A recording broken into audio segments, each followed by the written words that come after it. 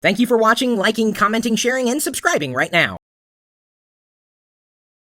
Sometimes when we talk about hardware, a term gets bantied about, bottleneck, and the question was asked, well, what is a bottleneck? And that question was specifically asked by Mr. Accurate, although I'm not sure if that's how you pronounce his handle because the word accurate was spelled incorrectly, which is ironic. Maybe his name should be Mr. Ironic. Regardless, a bottleneck in terms of hardware talks about the slowest component inside your system. And as they say, the infamous they, you're only as strong as your weakest link. And it's very much true for a bottleneck. And think about it in terms of a regular bottle. If you look at this bottle, for the most part, I've got, it's larger in circumference towards the bottom, but at the top it's smaller. The neck of the bottle is smaller, the bottle neck. So even though I've got all this liquid in here, it can only this much can escape. So the bottle is only as good as its output. And don't think of it input-output, but that hole at the top, that's as much water as can escape. So it's the smallest point or part of the bottle.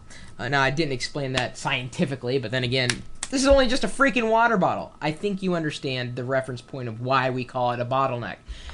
So if you've got let's say a fast CPU and a fast hard drive, but you only have 512 megabytes of RAM, it's probably going to slow the rest of your system down. It's not going to matter how fast a CPU you have because you don't really have a lot of RAM, and without a lot of memory, well, a fast CPU or a big hard drive is kind of worthless. So you got to put more memory in the system, relieving that bottleneck so that you can make the entire system move faster, run smoother.